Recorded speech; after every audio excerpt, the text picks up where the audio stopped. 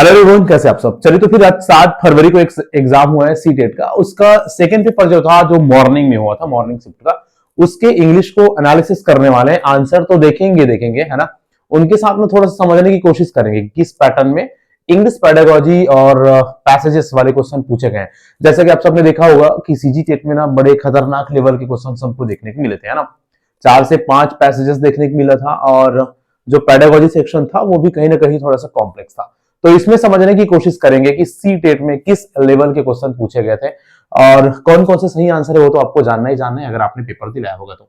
काफी लोगों का कहना है कि पेपर हम ऑलरेडी पास है तो क्यों दिलाएं, प्रैक्टिस के लिए दिलाना चाहिए मेरे भाई, है ना। प्रैक्टिस होगा तो आपके आने वाले एग्जाम्स में डेफिनेटली उन्हें हेल्पफुल होता है। देखो पहला क्वेश्चन क्या था, between 12 to 18 months children begin to produce a variety of recognizable single unit utterances. This period in which single terms are uttered for everyday objects is called.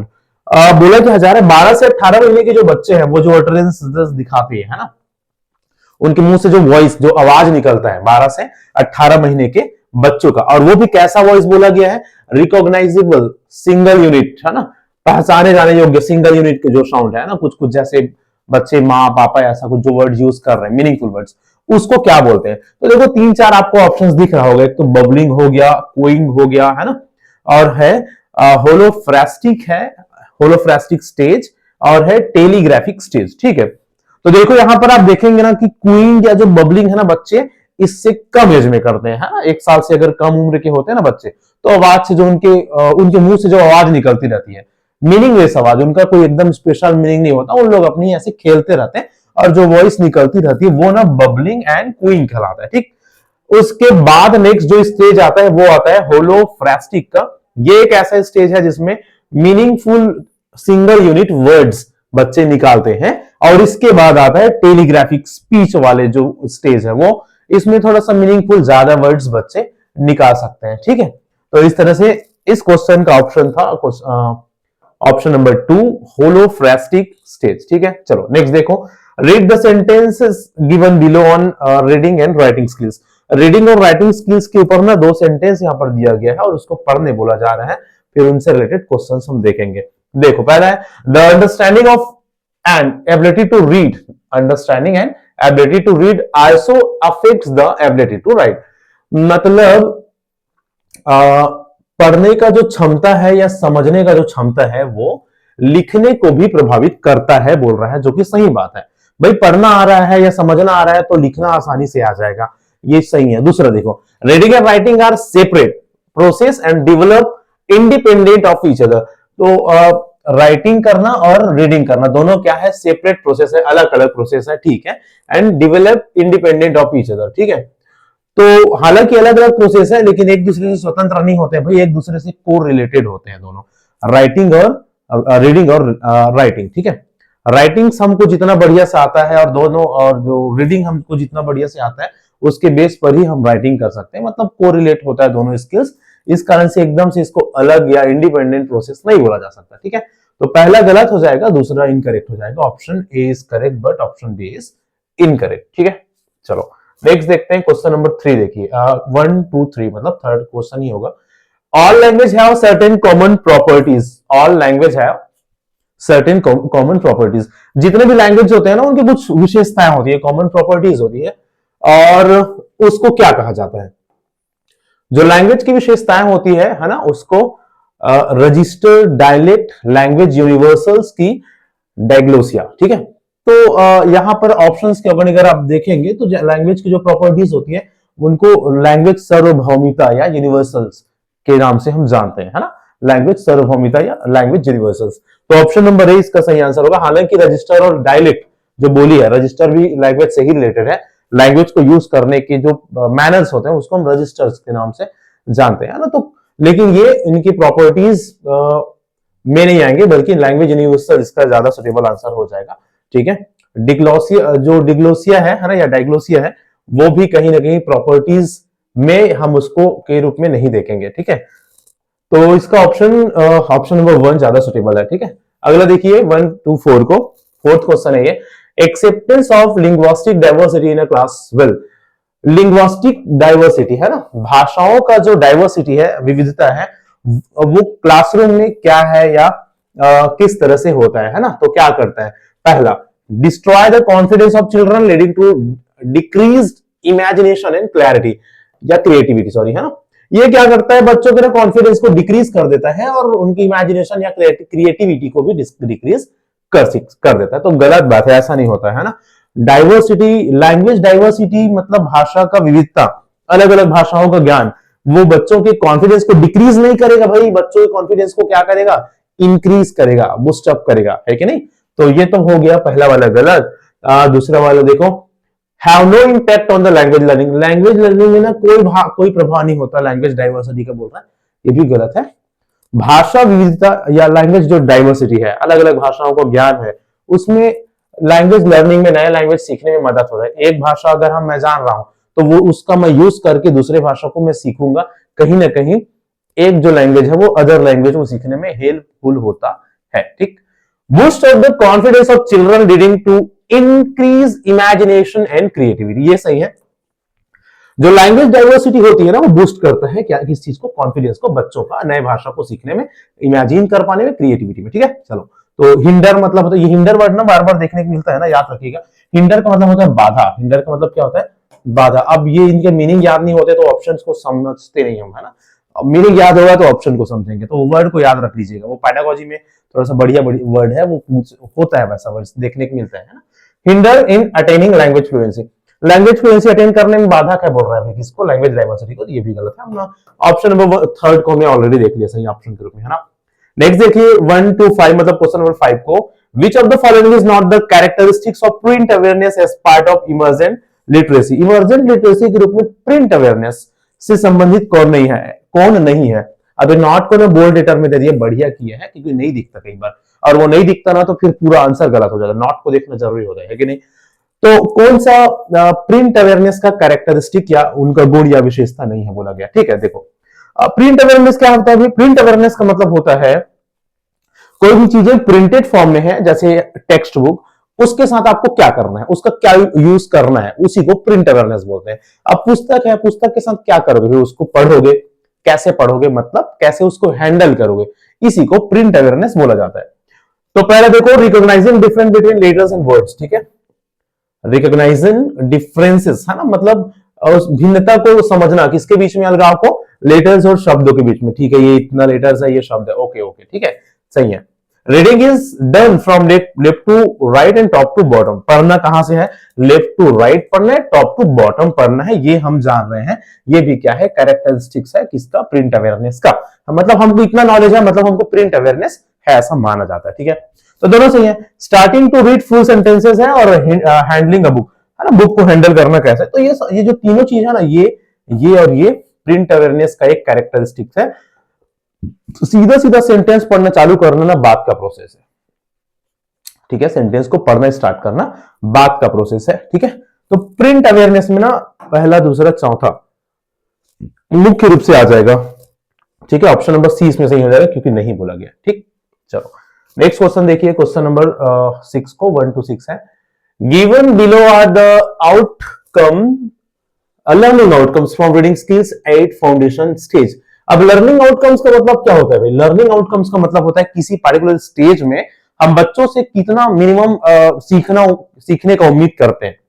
ये पूरा सिलेबस है, और इस सिलेबस में क्या लर्निंग आउटकम हम देखते हैं कि बच्चा इस पूरे सिलेबस को कवर करने के बाद क्या सीखता है, कितना सीखना चाहिए, उसी को लर्निंग आउटकम बोला जाता है, ठीक है। तो रीडिंग स्किल से रिलेटेड लर्निंग आउटकम है ना, कि कौन से एज में भाई, फाउंडेशन एज में ना, इसको विशेष रूप से ध्यान में रखिएगा। तो क्या क्या आएगा, read short passages accurately and fluently with appropriate intonations, pauses and voice modulation.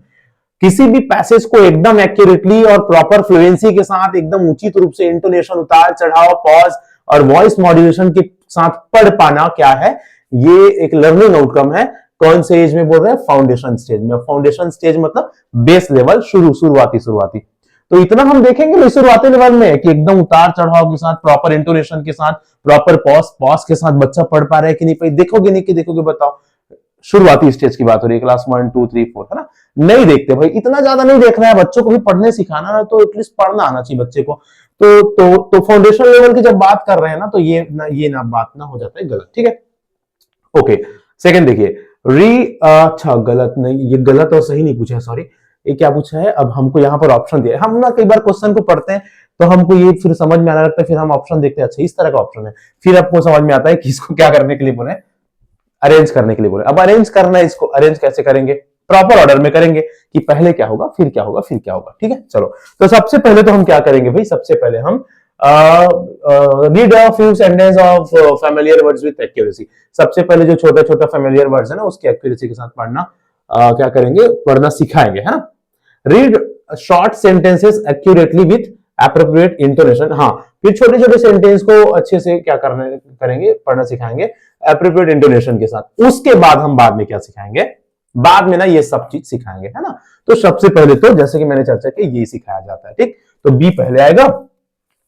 आजकल ऐसे प्रश्न आ जरूर रहे हैं, लेकिन एक आध ऑप्शन समझ में आ जाता है ना, तो हम ना सही आंसर तक पहुंच जाते हैं। हमको पहले पता चल गया बी पहले आएगा, तो बी तो यही सी बस में शुरू में है ना भाई, बाकी सब में तो अलग अलग है, ठीक है।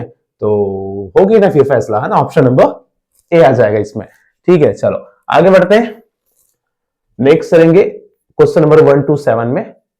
विच of the following is not the part of extensive reading. हमने काफी चर्चा किया है इसका, इंटेंसिव एक्सटेंसिव रीडिंग का। एक्सटेंसिव रीडिंग का मतलब होता है किसी भी चीज को फॉर प्लेजर पढ़ना, है ना, सरसरी तौर पर ऊपरी ऊपरी चीजों को देखना, एक्सटेंसिव, है ना। तो लिसनिंग फॉर हाँ, not a part, not a part, ठीक है। मेन आइडिया के लिए पढ़ना, मुख्य आइडिया, है ना, वही तो एक्सटेंसिव रीडिंग है, listening for main idea. Making influences, थोड़ा सा उसका मीनिंग निकालने की कोशिश करना कि हाँ हाँ हाँ हाँ, इस चीज के लिए ये चीज लिखा गया है। Listening for certain facts and information, और लिसनिंग फॉर द गिस्ट, ठीक है। कुछ विशेष फैक्ट्स या सूचना के लिए हम पेपर वगैरह जो पढ़ लेते हैं, वो सब एक्सटेंसिव है। मेन सार चीजों के लिए, गिस्ट के लिए जो पढ़ना होता है ना, लिसनिंग फॉर गिस्ट ना, वो इंटेंसिव रीडिंग में आता है। किसमें आता है, वो आता है इंटेंसिव में, है ना, गहन अध्ययन, किसी विशेष सार बातों के लिए पढ़ना, ठीक है। तो इस तरह से ऑप्शन नंबर 4 इसमें आ जाएगा कि जो लिसनिंग फॉर गिस्ट है वो एक्सटेंसिव रीडिंग का क्वालिटी नहीं है, पार्ट नहीं है, वो इंटेंसिव रीडिंग में आता है। किसमें आता है, इंटेंसिव रीडिंग में आता है, ठीक है। चलो नेक्स्ट चलेंगे 1 to 8 में। विच of the following task can not be used for assessment of reading skills. अब रीडिंग स्किल असेसमेंट करना है ना, रीडिंग स्किल पढ़ने की कौशल को असेस करना है, तो क्या नहीं हो सकता, कौन सा टास्क आप नहीं दे सकते। पहला मल्टीपल चॉइस क्वेश्चन बेस्ड, भाई मल्टीपल चॉइस क्वेश्चन देंगे तो उसको पढ़ के ही तो समझेंगे, तो वो दे सकते हैं, है ना। पिक्चर क्यूड वर्ड आइडेंटिफिकेशन, है ना, पिक्चर क्यूड जो वर्ड्स होते हैं उनको आइडेंटिफाई कर कर पढ़ना, तो वो भी पढ़ने से ही रिलेटेड है ना, तो उससे भी असेस हो जाएगा रीडिंग का। Story telling session by the teacher है, और रीड लाउड तो भी हो जाएगा। टीचर के द्वारा स्टोरी टेलिंग सेशन है वो नहीं आएगा, है ना। टीचर के द्वारा स्टोरी बच्चों को कहानी सुनाएंगे, तो उसमें बच्चों को पढ़ना असेस हो पाएगा क्या, सुनना असेस हो जाएगा हालांकि, है ना। लिसनिंग असेसमेंट हो जाएगा, बट राइटिंग असेसमेंट उसमें नहीं होता। ऑप्शन नंबर 3 इस क्वेश्चन का सही आंसर है, ये रीडिंग असेसमेंट के लिए सही नहीं है, है ना।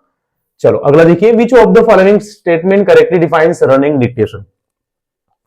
रनिंग डिक्टेशन क्या एक एक्टिविटी है, रनिंग डिक्टेशन, इसमें क्या होता है बोल रहा है, children work in pairs, a text is divided in a half, one child reads their text for the partner which the other child write, है ना।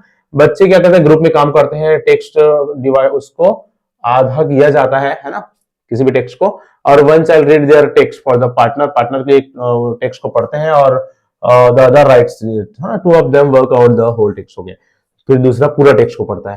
तो ये नहीं है सही, इसमें ऑप्शन नंबर 2 आएगा। एक्चुअल में रनिंग डिक्टेशन में होता ये है, चिल्ड्रन वर्क इन पेयर, ये तो सही है, ग्रुप में काम करते हैं। The runner runs to see the text and dictate to the partner. Runner एक बच्चा क्या करता है, जाके दौड़ के जो टेक्स्ट होता है उसको पढ़ता है और उसको डिक्टेट करता है पार्टनर को, है ना। The partner rights the text, फिर पार्टनर उसको क्या करता है, उसको लिखता है। ये क्या है, प्रोसेस है रनिंग डिक्टेशन को, तो ऑप्शन नंबर बी आ जाएगा इसमें, ठीक है। तीसरा टीचर डिक्टेट करता है बोला है, तो ऐसा नहीं है, स्टूडेंट हियर और read different parts of the text then exchange information with other to complete the task, ठीक है। तो ये ऑप्शन नंबर 20 का सही आंसर हो जाएगा। चलिए क्वेश्चन नंबर 130 को देखिए, a child is born with the innate capacity to acquire language, है ना। अब ये इनेट कैपेसिटी वाला चीज तो आपने डेफिनेटली पढ़ा होगा, this idea of language acquisition is supposed by. ये जो लैंग्वेज एक्विजिशन है वो किस रूप में आप देखते हैं, है ना, इनेट कैपेसिटी, इनेट एबिलिटी आप जरूर पढ़े होंगे, नॉर्म चॉम्स्की के द्वारा प्रपोज्ड एक आइडिया है। नॉर्म चॉम्स्की का जो आइडिया है, नॉर्म चॉम्स्की का जो ये थियरी है ना, उसको नेटिविस्ट थियरी के नाम से जानते हैं। किस नाम से जानते हैं? नेटिविस्ट थियरी, या इसी को इनेटिस्ट थियरी भी बोल देते हैं। क्या बोल देते हैं? इनेटिस्ट, इनेट से इनेटिस्ट थियरी भी बोल देते हैं। ठीक है, तो ऑप्शन नंबर 4 इसमें सही आंसर होगा। नॉर्म चॉम्स्की का जो इनेट एबिलिटी वाला जो हम प्रोसेस थियरी पढ़ते हैं वो क्या कहलाता है? वो नेटिविस्ट थियरी के रूप में उसको हम जानते हैं, नेटिविस्ट थियरी। ठीक है, चलो नेक्स्ट करेंगे क्वेश्चन नंबर 131 को देखिए। 131 है, in process writing approach the element of the writing process during which writers formally share their works with the wider audience refers to. Writer क्या करता है? अपने राइटिंग्स को शेयर करता है, किसको शेयर करता है? ऑडियंस को। तो किसी भी राइटिंग्स को ऑडियंस के लिए शेयर करना क्या कहलाता है? पब्लिशिंग कहलाता है। क्या कहलाता है? पब्लिशिंग, है ना। तो ये तो इजी क्वेश्चन था। वैसे इंग्लिश के जो क्वेश्चन थे ना वो ज्यादा टफ नहीं थे, है ना, पैसेजेस भी थोड़ा सा इजी था, आगे देखेंगे। तो राइटिंग प्रोसेस में कुछ स्टेप्स होते हैं। सबसे पहले होता है प्री राइटिंग।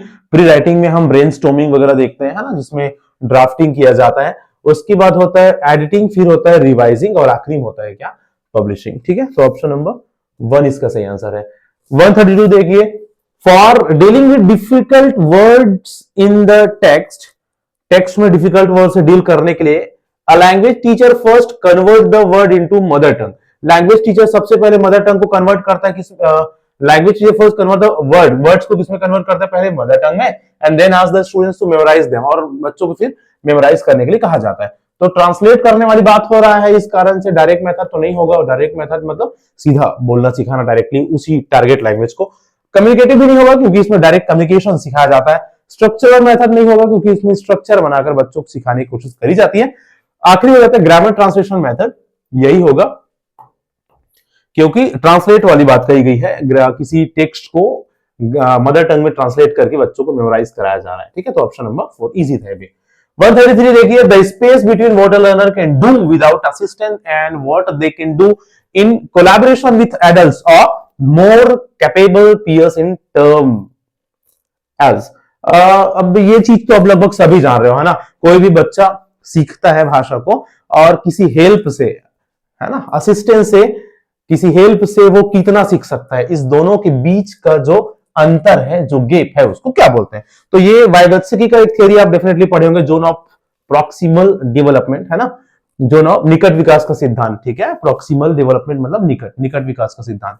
इसको जेडपीडी के नाम से आप जानते हैं, है ना, किस नाम से जानते हैं?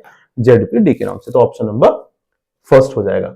134 देखिए, an impairment of language function due to localised cerebral damage. Localised cerebral damage के कारण क्या हो जाना? इंपेयरमेंट लैंग्वेज फंक्शन, डिसेबिलिटी की बात हो रही है, डिसऑर्डर की बात हो रही है, लैंग्वेज डिसऑर्डर की बात हो रही है, which leads to difficulty in understanding and और producing linguistic terms is called linguistic forms, है ना, मतलब बोल पाने वगैरह में, प्रोड्यूस कर पाने में थोड़ा अक्षमता होती है। किसके कारण से? ब्रेन में या कहीं पर कोई चोट के कारण। तो बोल पाने में अक्षमता जो है वो सीधा सीधा किससे रिलेटेड है भाई? अब ये तो बहुत इजी क्वेश्चन है ना, आप सभी डेफिनेटली इसको सही करे होंगे। डिसलेक्सिया सब जानते हो, डिसकैल्कुलिया सब जानते हो, ये क्या है? डिसार्थ्रिया, है ना, हाँ ये भी सब आई थिंक जानते होंगे, है ना। आर्थ्रिया मतलब वो से रिलेटेड है, और अफेजिया ये तो आप सभी ने पढ़े होंगे, है ना। तो ये अस्थि बाधिता से संबंधित हो गया, और अफेजिया कहीं ना कहीं वाक से रिलेटेड ये डिसऑर्डर है, बोलने से संबंधित, है ना। तो ऑप्शन नंबर 4 इसका सही आंसर हो जाएगा, बोल पाने में, लैंग्वेज को प्रोड्यूस कर पाने में अक्षम होना, है ना। ठीक है, चलो चलते हैं नेक्स्ट। देखिए लास्ट क्वेश्चन था पैडागोजी। 15 क्वेश्चन पैडागोजी से, 15 क्वेश्चन अनसीन पैसेज थे, और सीजीटेट के जैसे यहाँ 4-5 पैसेज नहीं पूछे गए थे, 2 पैसेज 7-8 क्वेश्चन आंसर उन्हीं से था, है ना। The process by which the language is passed from one generation to another, है ना, एक जनरेशन से दूसरे जनरेशन में लैंग्वेज का पास होना कल्चरल ट्रांसमिशन कहलाता है। क्या कहलाता है? Cultural transmission. ठीक है, चलो अब ये पैसेज आया था, पूरा पैसेज को तो आप लोगों को ऐसा पढ़ के नहीं समझाऊंगा, ठीक है, मोटा मोटा इसका अगर हम देख लें तो ये पैसेज था फ्लैमिंगो बर्ड के बारे में। फ्लैमिंगो एक जो चिड़िया है वो बहुत पहले जो कच्छ है ना, कच्छ करण, वहां पर आया करता था, और उनको ना वो बहुत विशेष बर्ड होता था, कहलाता था, क्योंकि किंग लाखों जो थे वो उनको गेस्ट ग्रुप में मानते थे, है ना। लेकिन बहुत समय बाद धीरे धीरे क्या होने लगा, वहां का जो पानी है वो हो गया, उसमें सैनिटरी जो लेवल है, नमक का जो स्तर है वो बढ़ने लगा, और जिसके कारण से वहां के जो जीव जंतु थे जिसको फ्लेमिंगो जो बर्ड है वो खाते थे, वो हो गए खत्म। और इसके कारण से फ्लेमिंगो बर्ड भी फिर वहां से क्या करने लगे, उनको सर्वाइव कर पाना डिफिकल्ट हो गया, तो अपने बच्चों को छोड़कर फिर वहां से भागने लगे। धीरे धीरे उस कच्छ का जो रन है, जो रन ऑफ कच्छ जिसको हम बोलते हैं, है ना, वहां से फ्लेमिंगो बर्ड का संख्या हो गया कम, और उनके बच्चे फिर वहीं, उनका डेड बॉडी बहुत पड़े हुए आपको देखने को मिल सकता है उस आइलैंड में, जो आइलैंड एक समय में इन बर्ड से भरा पड़ा होता था, है ना। इस आइलैंड को एक नाम दिया गया है, ठीक है। और अभी के समय में अगर हम देखें तो बहुत कम हो गए हैं बर्ड्स की संख्या, 2 लाख से भी कम। पहले एक समय था जब 5 लाख प्लस वहां पर हुआ करता था फ्लेमिंगो बर्ड। तो ये कुछ बातें फ्लेमिंगो बर्ड से था। क्वेश्चन अगर आप देखोगे, फटाफट इसके आंसर बता देता हूं। What has caused increased salinity in the run of Kutch? जो कच्छ का रन ऑफ कच्छ है, वहां जो सैलिनिटी है ना, नमक का बढ़ना है, वो किसके कारण से बढ़ा? तो वहां पर एक्चुअल में हुआ ये कि डैम वगैरह बना दिए गए वहां नदी के पानी में, जिसके कारण से पानी उधर आना ज्यादा थोड़ा सा बंद हो गया, तो इस कारण से जो सैलिनिटी थी वो बढ़ गया। ये पैसेज में आप देखेंगे, समझ में आ जाएगा। Option number 2। अगला, which one of the following words are used in the passage in the similar of phrase? Unable to be reached का मतलब होता है इनएक्सेसिबल, इनएक्सेसिबल, है ना। कोई भी जगह, ऐसा जगह जहां नहीं पहुंचा जाता, उसको नहीं पहुंचा जा सकता, उसको इनएक्सेसिबल बोला जाता है। एक्सेस कर पाना मतलब पहुंच जाना, और इनएक्सेसिबल मतलब ना पहुंच पाने योग्य। इजी है ना ये भी। चलो आगे बढ़ते हैं। Which one of the following words is opposite in meaning to the destruction? का मीनिंग पूछा है, सीधा सीधा डिस्ट्रक्शन का मीनिंग हो जाता है, सॉरी वेट, हाँ, अपोजिट हो जाता है, अपोजिट पूछा है, कंस्ट्रक्शन, है ना। स्टार्वेशन का मतलब होता है भूखमरी, भूखे से मर जाना, स्टार्वेशन, है ना। ब्रीडिंग का मतलब होता है बच्चा वगैरह पैदा करना है, वापस ब्रीड करना, रहना, है ना, रहना वहां पर, निवास, ठीक है। और ऑनर का मतलब होता है सम्मान, ठीक। चलो अगला चलेंगे। Identify the clause. Of clause identify, grammar का क्वेश्चन हो गया। When they were faced with starvation, जब उन लोग भूखमरी फेस करने लगे, flamingos fled the island leaving the their chicks to fend for themselves. Flamingo लोग अपने बच्चों को छोड़कर वहां से चले गए, ऐसा बोल रहा है। कब? जब उन लोग स्टार्वेशन फेस करने लगे तब। तो ये कोई काम हो रहा है, उन लोग छोड़ के चले गए, और उस छोड़ के जाने के किसको बताया है? टाइम को बताया है, जब ऐसा ऐसा हुआ तब, कंडीशन या टाइम, है ना। तो एडवर्ब होगा सीधा सीधा, एडवर्ब क्लॉज। जब भी किसी सेंटेंस, सॉरी, किसी पार्ट्स ऑफ वर्ड जो होते, सॉरी, जब भी कोई ग्रुप ऑफ वर्ड्स, है ना, जिसको हम क्लॉज के नाम से जानते हैं। क्लॉज मतलब मीनिंगफुल ग्रुप ऑफ वर्ड्स, जो कि कई बार कंप्लीट होता है, कई बार इनकम्प्लीट होता है ना। उन्हीं को हम क्लॉज बोलते हैं, और बेसिकली वो किसी सेंटेंस का एक हिस्सा होता है, ठीक। तो ऐसा ग्रुप ऑफ वर्ड्स जो किसी एडवर्ब के रूप में स्टैंड कर रहा है, उसको एडवर्ब क्लॉज बोला जाता है। तो ये अच्छा, अब एडवर्ब किसको बोलते हैं वो तो आप जानते ही होंगे। किसी भी काम के होने का जगह, टाइम, मैनर, है ना, इन सभी चीजों को बताया, वो हो जाता है एडवर्ब, और उसी को और वो ग्रुप में रहे तो एडवर्ब क्लॉज, ठीक। चलो नेक्स्ट चलेंगे, 140 को देखिए। Which part of the following sentence contain an error? अब गलती किसमें है? The right mix of sweet and brackish, और किसका मिक्स? मीठा और ब्रैकिस, है ना। Water in the Rann are crucial for the proliferation of algae. तो जो एलगी वगैरह था फ्लेमिंगो को खाने के लिए, उस वहां पर के लाइन में इसमें ये देखने को मिला है हमको।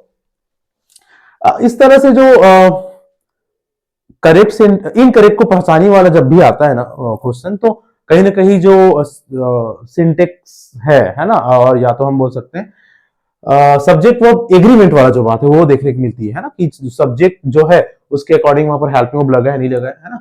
यहाँ भी वही है, यहाँ पर एक मिक्सचर की बात करी गई है, कैसी मिक्सचर? जिसमें ये दोनों की ब्लेंडिंग हो, है ना, और उस वाटर की बात करी गई है। तो यहाँ पर आर लगाना ना गलत होगा, यहाँ पर क्या लगेगा? इज लगेगा। और ये इतना आसान क्वेश्चन था, आप जाके पैसेज में देखोगे ना तो सीधा सीधा आपको समझ में आएगा, पैसेज में यहाँ पर इज आया है, आर नहीं आया। तो वहीं से आप समझ जाओगे ना देख के कि ये गलत है भाई, है कि नहीं। चलो, तो ऑप्शन नंबर क्या था इसमें? सी गलत है, ये वाला ऑप्शन नंबर, ठीक है। चलो नेक्स्ट चलते हैं, 141 को देखिए। The flamingos are not ordinary visitor to Kutch. Kutch में ना फ्लेमिंगो ऑर्डनरी विजिटर नहीं थे। क्यों नहीं थे? क्योंकि भैया वो they were they have been the honoured guest, honoured सम्मानित गेस्ट थे किसके? राजा किंग लाखो के, इस कारण से। ठीक है, flamingo city is known, flamingo city किस कारण से जाना जाता है, किस रूप में या किस नाम से जाना जाता है? As one of the biggest breeding ground of the greater flamingo, the biggest island in the world, the hunting ground. नहीं नहीं नहीं नहीं, ये सब नहीं, इस नाम से जाना जाता है फ्लेमिंगो सिटी। ठीक है, biggest breeding ground of the greater flamingo. ठीक, वन हाँ, तो यहां तक एक पैसेज था। अगला पैसेज, नेक्स्ट पैसेज यहां पर आया होता, एकदम आसान पैसेज था, लगभग जिनको भी थोड़ा बहुत इंग्लिश का नॉलेज होगा ना, वो इस पैसेज को एकदम आसानी से समझ लेगा। ऐसा कुछ पैसेज था इसमें। बोला क्या जा रहा है, एक राजा थे, है ना, चाइना का एक राजा था, एक उसको एक बार ना बहुत स्लीपी फील हो रहा था। स्लीपी मतलब उनको नींद नींद लग रहा था, और वो काम करना चाह रहा था। तो एक डॉक्टर को बुलाया, डॉक्टर आया, उनको उनके लिए एक पत्ती लेकर आया जिसको टी लीफ बोला गया। क्या बोला गया? टी लीफ, चाय पत्ती, है ना, जिसको आप बोलते हो। और फिर टी लीफ को उनको पिलाया गया राजा को। राजा को बड़ा गुस्सा आया क्योंकि उनका स्वाद बढ़िया नहीं था। ठीक है, और उनको बाहर भेजने के लिए वो बोल दिया, और उनको बोले अगर आप यहाँ रुकोगे तो तुम्हारा सर धड़ से अलग कर दिया जाएगा। फिर वो जो डॉक्टर आया हुआ था, वैद्य, वो वहां से जाने लगा। जाते जाते अचानक से, आप क्या देखोगे, है ना, अचानक से उनके हाथ से वहीं पर उनको नहाने के लिए ना कुछ गर्म पानी लाया जा रहा था, और उनके हाथ से अचानक पत्तियां उस गर्म पानी में गिर गया। उनसे एक बहुत बढ़िया स्मेल आया, है ना, पत्ती का। और राजा उनको बोले एक गर्म पानी लाया जाए कप में, और उसमें वो जो लीफ थे जो डॉक्टर लाए थे उसको डाले। तो जब डाले तो बड़ा बढ़िया स्वाद आया, और एक उनका जो टेस्ट वगैरह था और जो फ्लेवर था वो बहुत बढ़िया आया। और उसको राजा ने पिया, और जब जैसे ही राजा ने उसको पिया, उनका नींद गायब हो गया। वो एनर्जी फील करने लगा, एकदम यंग यूथ फील करने लगा, और शाबाशी दिया किसको? डॉक्टर को। ठीक है, ये एक पैसेज है, इजी पैसेज था, है ना। इसके क्वेश्चन आंसर देखो, क्वेश्चन आंसर है, यहां से क्वेश्चन बनता है। Read the following statement and write which of the options given below is correct, है ना, कौन सा करेक्ट है देखो। As he was leaving the emperor's room, जैसे ही वह एम्परर के रूम को छोड़ रहा था, कि कौन? Doctor. The doctor dropped some tea leaves into the emperor's bath water on purpose. अब मैंने बताया गलती से गिर गया उनके हाथ से करके। यहां पर बोला गया है कि डॉक्टर ने जानबूझकर उसमें गर्म पानी जो नहाने के लिए ला रहे थे उसमें गिराया करके, तो इसका आंसर गलत है। जानबूझकर नहीं गिरा, ऑन पर्पस नहीं गिराया था ना, वो गलती से गिर गया था। The emperor tasted the hot tea water and soon he started feeling sleepy. Hot taste water को टेस्ट किए उसने, टी वाटर को, चाय को, और वो स्लीपी फील करने लगे। नहीं भाई, वो तो एनर्जेटिक फील करने लगे थे, है ना। तो दोनों गलत है। क्या है? दोनों गलत है। कहां है दोनों गलत? ये वाला ऑप्शन है दोनों गलत, ऑप्शन नंबर थर्ड। नेक्स्ट देखिए 144 को, the doctor gave the emperor some, doctor ने एम्परर को क्या दिया भाई? Some tea leaves to help him stay awake, कुछ टी चाय पत्ती दिए थोड़ा सा जगे रहने के लिए, है ना। तो नीम लीव्स देखो, गिलोय, टी लीव्स स्लीपी होने के लिए नहीं दिए, स्टे अवेक, है ना, जगे होने के लिए। तो इजी इजी क्वेश्चन थे इनसे रिलेटेड। अब अगर आप पैसेज को समझे होंगे, बड़ी आसानी से इसको बनाए होंगे, है ना। देखो, which one of the following words is nearest in the meaning to the word youthful का मीनिंग कौन है बोल रहा है? तो ये देखो, अनुभवी होगी, अनुभवी तो नहीं होगा, एल्डरली भी नहीं होगा, एडल्ट भी नहीं होगा, यंग होगा ना भाई, एकदम आसान है ना। अगला देखो, which one of the following word is opposite, opposite बोला गया, किसका अपोजिट? फ्लेवरफुल, फ्लेवरफुल का अपोजिट, है ना। फ्लेवरफुल का मतलब होता है चलो बढ़िया बढ़िया बढ़िया, है ना, टेस्टी टेस्टी वाला, वो फ्लेवरफुल का है। ठीक है, तो अपोजिट बोला है भाई, क्या बोला अपोजिट? तो नाइस तो होगा नहीं, है ना। एपेटाइजिंग मतलब कभी होता है थोड़ा सा टेस्टी होना, यमी का मतलब भी टेस्टी है। ब्लैंड जो वर्ड है उसका मतलब होता है बेकार टेस्ट होना, है ना, अच्छा नहीं लगना। ठीक है, तो ब्लैंड आ जाएगा यहाँ पर, ऑप्शन नंबर सेकंड। नेक्स्ट देखो, identify the underline word, clause पूछा है फिर से वही बात है। When a few minutes had passed, जब कुछ मिनट्स गुजर गए, ही स्टॉप फीलिंग स्लीपी, फिर वो स्लीपिंग स्टॉप कर दिया, मतलब वो स्लीपी फील ही करना ना बंद हो गया उसका। कब उनका स्लीपी फील करना बंद हुआ भाई? जब कुछ मिनट्स गुजर गए तब। ठीक है, तो स्लीपी फील करना बंद करने का टाइम को बताया है, फिर से किसको बताया है? नींद आना उसका रुक गया। कब रुक गया? कुछ समय पश्चात रुक गया, है ना। तो उस समय को तो बताया है ना भाई। तो प्रिंसिपल क्लॉज, अच्छा प्रिंसिपल क्लॉज किसको बोलते हैं?